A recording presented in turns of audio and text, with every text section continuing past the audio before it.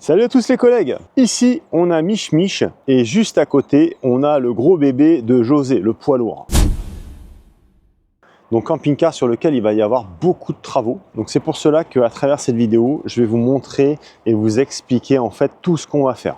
Donc je vous mets pas l'échelle pour monter sur le toit, mais il va y avoir pas mal de travail là-haut. On va l'équiper en solaire, on va supprimer la parabole parce que José va fonctionner avec des téléconnectés, donc plus aucun intérêt de balader ce poids mort sur le toit. On va également refaire en préventif toute l'étanchéité du toit. Donc c'est-à-dire qu'on va nettoyer tout le butyl qui a bavé sur les ouvrants et on va refaire en fait toutes les périphéries des ouvrants et toute la périphérie du toit et ainsi que la jonction cellule partie avant casquette. Donc vous voyez, c'est un gros bébé, on est sur un Frankia poids lourd en double plancher et je vais vous débriefer un petit peu tous les travaux qu'on va faire sur ce camping-car. Alors quand on dit travaux, ça va être sur les grandes lignes. Je ne vais pas vous détailler tout ce que je vais faire parce qu'il va y avoir beaucoup de travail et sinon ce serait interminable. Mais voilà, dans les grandes lignes, ce qu'on va faire. Sur la partie avant, vous voyez que c'est en cours. J'ai démonté l'ancienne autoradio 1 DIN et là, on va adapter un 2 DIN de chez Eonon. Le même autoradio que j'ai moi et le même autoradio que je vous avais présenté sur une vidéo. Je suis extrêmement satisfait de ces autoradios, hein, pour rappel. Il y a juste la caméra de recul en fait qui prend un petit peu la flotte. Ça, c'est vraiment le bémol. Après, je dirais qu'il faut vraiment l'utiliser comme un autoradio, comme un CarPlay. La caméra de recul, voilà, j'ai peut-être pas eu de chance, mais sachez que moi, j'ai eu des problèmes d'infiltration d'eau dans cette caméra proprement dit. Donc je vais passer avec un autre système de caméra de recul et je vous en parlerai dans une prochaine vidéo, je vous montrerai parce que avec le temps et l'expérience, j'ai eu le temps de tester beaucoup de caméras de recul et il y a vraiment une seule marque qui me donne entière satisfaction et sur lequel je n'ai aucun problème. Et en plus, c'est très facile à installer, donc on y reviendra plus tard. Donc là, on a accès sous le siège et dans le double plancher. Donc vous voyez, c'est pour ça aussi que généralement, je favorise pas vraiment que les gens restent à bord parce que là c'est que le début et vous voyez un petit peu dans l'état qu'on est. Donc généralement c'est vrai que les camping-cars sont complètement démontés. Vous voyez ici je m'étale un petit peu aussi pour mettre le matos. Le problème c'est que vous voyez, si tous les soirs il faut débarrasser tout le matériel, c'est extrêmement compliqué. Vous voyez, quand je vous dis que je veux pas que vous restiez à bord, c'est pas pour vous enquiquiner, c'est vraiment parce que c'est extrêmement compliqué de travailler avec quelqu'un qui vit à bord. Donc sur ce camping-car, on va installer la Aferi P210, on va la mettre dans le double plancher. On va installer un routeur Wi-Fi, je vous le dis parce que je le vois ici, on est sur un TP-Link, ça a été fourni par José.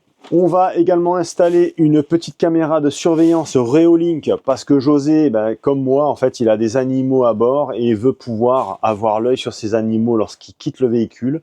Et ça, c'est vrai que c'est une super solution. Cette caméra est très très bien pour ça. On va installer également, je vous ferai une vidéo d'ailleurs dédiée pour ça, quand j'aurai le temps forcément. On va installer un DC-DC spécifique pour les stations d'énergie. DC-DC qui va nous permettre en fait de recharger la station en roulant à hauteur de 580 watts. Donc c'est très intéressant parce que c'est vrai que lorsqu'on quitte un spot parce que il fait pas beau et qu'on plutôt que de rester là sous la pluie à attendre, on préfère passer à l'étape suivante.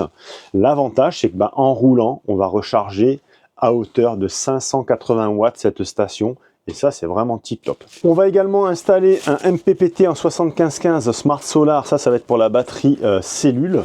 Donc la batterie cellule qui va être alimentée par un petit panneau solaire qu'on a là-haut qui doit faire dans les 120 watts max.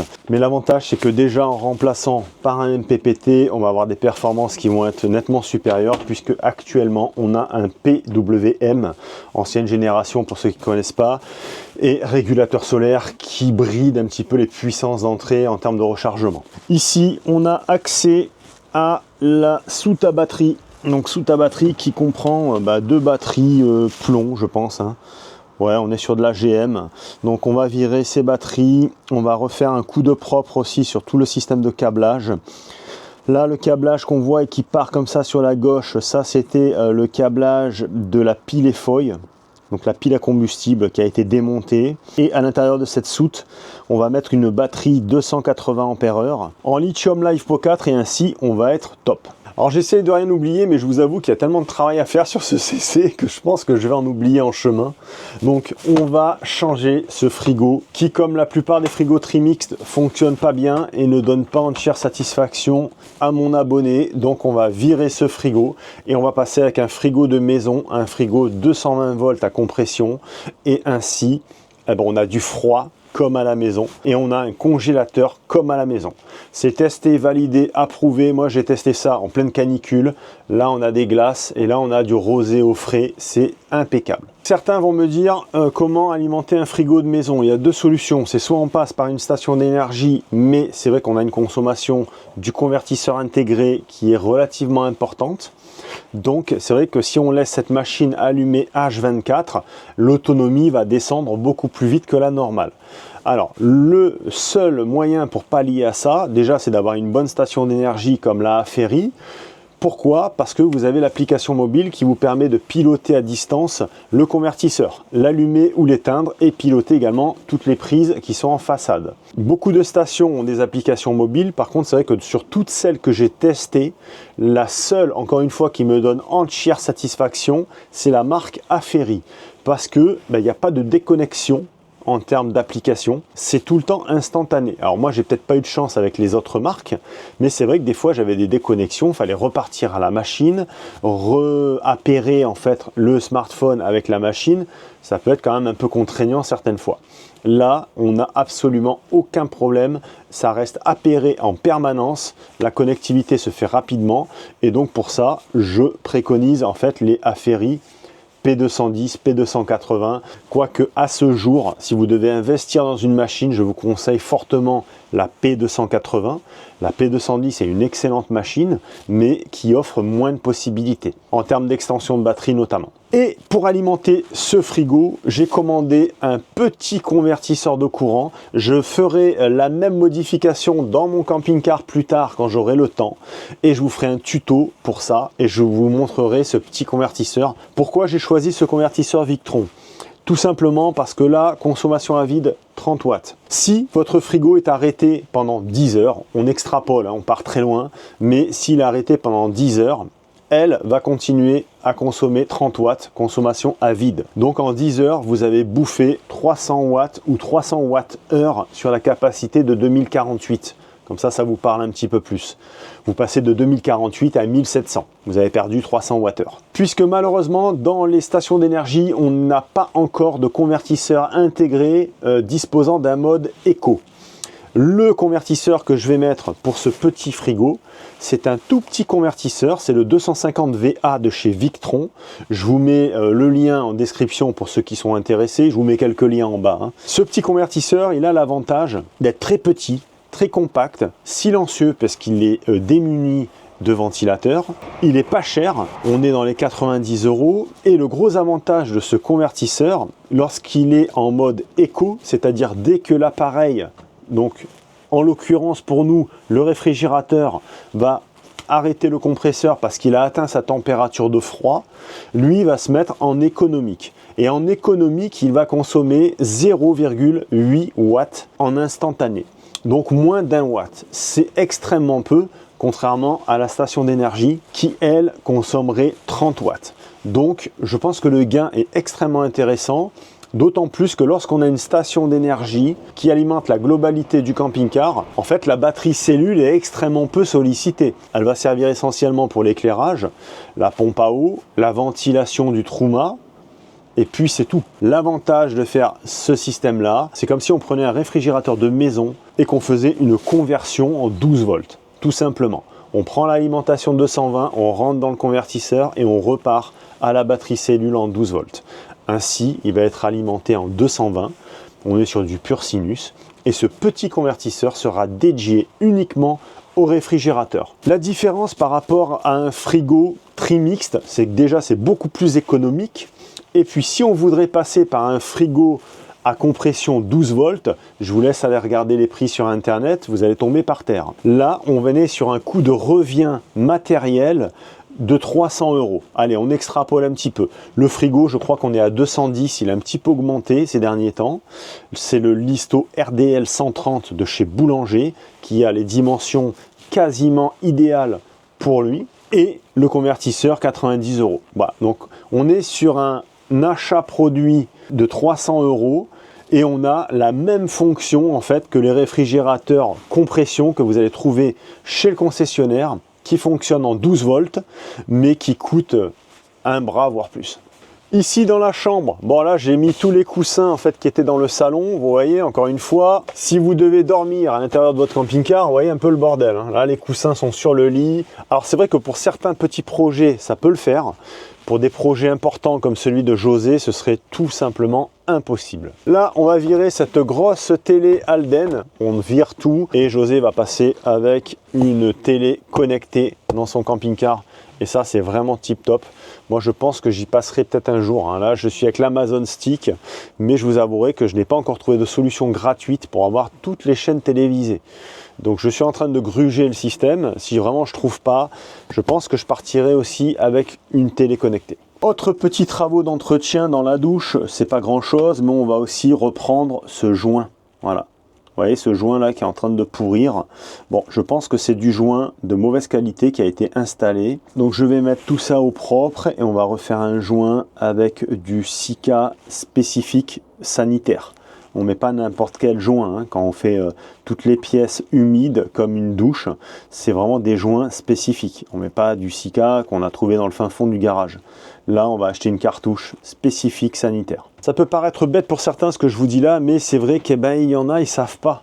Donc c'est important en fait d'expliquer les petits détails comme ça, parce qu'il y en a, ils ne savent pas, ils croient qu'on met du Sika et basta. Ça c'est la télé du salon, je pense qu'on va l'enlever aussi, parce qu'elle est reliée pareil avec un démodulateur, tout le bloc satellite, tout ça, voilà.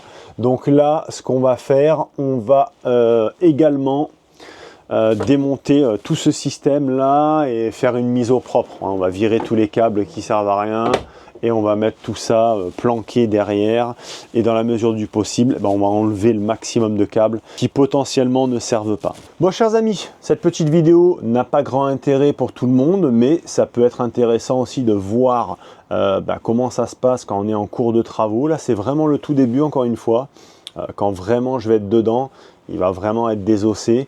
Je pense faire peut-être quelques petits live bricolage en même temps que je bosse, mais ça on verra en fonction de l'évolution, parce que le temps est compté, et puis j'ai des vidéos à faire à côté.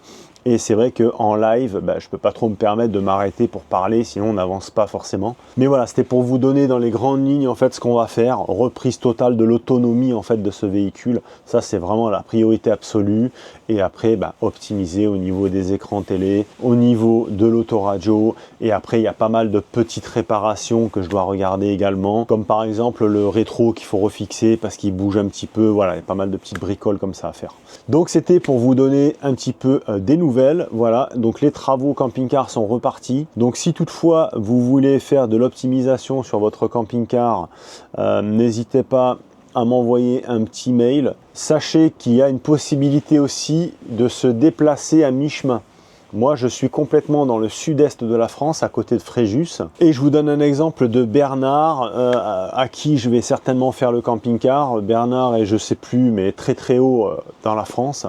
Et en fait, on va faire mi-chemin et on va se donner rendez-vous à mi-chemin, donc quasiment dans le centre de la France, pour pouvoir effectuer les travaux. Là, on n'aura pas le choix. Bernard devra forcément dormir dans son véhicule, mais bon, on va s'organiser. Moi, dans ces cas-là, ce que je fais, on a un travail qui est un petit peu long à faire ensemble, c'est-à-dire prendre toutes les dimensions sur le toit, vraiment faire le point avec des photos de ce qu'on fait sur le véhicule. Et dans ce cas-là, voilà, je me déplace avec mon camping-car, tout mon matériel derrière et les fournitures, et c'est parti pour l'installation. Et à ce moment-là, effectivement, on se retrouve quelque part pour pouvoir faire l'installation pour ceux qui sont un peu trop loin. Dans certains cas aussi, là je fais référence à Maxime et son épouse Evelyne, eux sont dans le 91. Par contre, il y a beaucoup de travail à faire. Là, ce serait impossible en fait de le faire en itinérant. Donc là, ils n'ont pas d'autre choix que de m'emmener le véhicule. Le véhicule va rester ici un bon moment. Moi, ça me dérange pas, il y a de la place. Et lorsqu'il sera terminé, eh ben, ils viendront récupérer leur véhicule. Alors c'est certain, ça demande une organisation, emmener le véhicule, repartir en train, revenir le récupérer, remonter avec le véhicule. Ça entraîne une organisation et des frais, mais voilà, des fois on n'a pas le choix, puisque là il y a vraiment encore une fois beaucoup de travail sur ce véhicule. Bon chers amis, sur ce, je vous laisse. C'était pour faire un petit peu le point sur le camping-car de José, le point sur les travaux camping-car à venir. Attendez-vous à ce qu'il y ait du délai malheureusement, mais c'est comme ça. Moi je ne me pressurise pas, hein. Quand j'ai des véhicules à faire, je prends mon temps, donc je ne vais pas charger la mule pour bâcler mon travail. Donc ne soyez pas étonnés s'il y a un petit peu de délai. Allez les copains, je vous laisse, je vous dis à très bientôt pour une prochaine vidéo. C'était une petite vidéo à l'arrache comme ça pour vous présenter ce magnifique camping-car, ce magnifique Frankia, celui de José. Et une fois qu'il sera complètement terminé, je referai une petite vidéo où là je vous montrerai tout ce que j'ai fait sur le véhicule. Mais voilà, lorsqu'il y aura tout d'installé. Là on parle un peu dans le vent, il n'y a pas grand intérêt, mais c'est déjà pour vous montrer comme il est et vous expliquer ce qu'on va faire. Ainsi, sur la prochaine vidéo qui concernera ce camping-car, eh ben, vous serez avisé et vous saurez exactement de quoi on parle. A bientôt les amis, je vous souhaite à toutes et à tous eh ben, encore une fois une bonne année puisqu'on est encore dedans, on est encore en janvier et je vous dis à très vite pour une prochaine vidéo. Pensez à liker, à me mettre un petit commentaire et à vous abonner à cette chaîne si ce n'est pas encore fait. Ciao!